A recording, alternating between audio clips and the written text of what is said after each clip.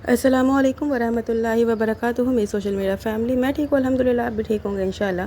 तो चलिए बिना ताख़ीर के आज की हदीस शुरू करते हैं। अगर अभी तक आपने मेरे चैनल को सब्सक्राइब नहीं किया है तो प्लीज़ सब्सक्राइब माई चैनल। तो चलिए हदीस शुरू करते हैं। सही मुस्लिम की हदीस है और ये हदीस भी हज और उम्रे से ही रिलेटेड है। अबू सईद खुदरी रज़ी अल्लाह अन्हो रिवायत बयान करते हैं कि अल्लाह के रसूल सल्लल्लाहु अलैहि वसल्लम ने फरमाया, अल्लाह हमारे मद में और हमारे सा में बरकत अता फरमा और एक बरकत के साथ दो बरकतें मज़ीद अता फरमा। तो फ़वाइद, बरकत की दुआ करना चाहिए।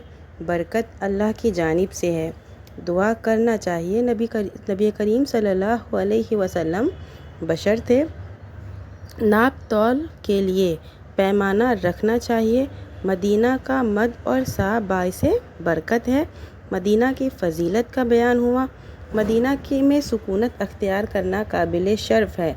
मदीना के लिए नबी करीम सल्लल्लाहु अलैहि वसल्लम ने डबल बरकत की दुआ की है।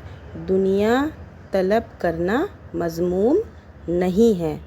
तो इस हदीस से हमें जो बरकत के बारे में पता चला है, हमें बरकत इस हदीस से हमें मदीना की बरकत के बारे में पता चला है और ये भी पता चला है कि बरकत के लिए दुआ करना चाहिए।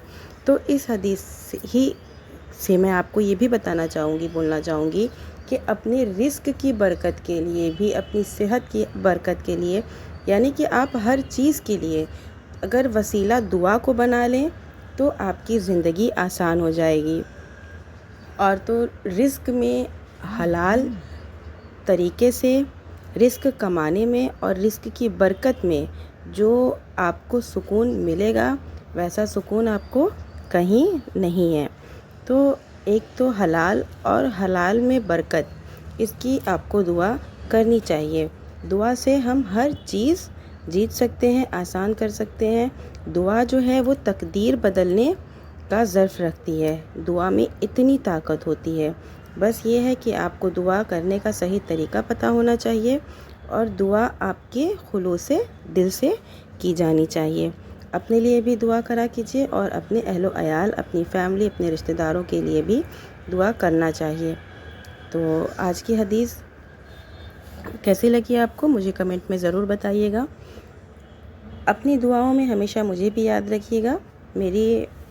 मैं बहुत दुआएं करती हूँ और आप लोग भी दुआएं ज़्यादा से ज़्यादा किया करिए, हर चीज़ के लिए दुआएं किया करिए।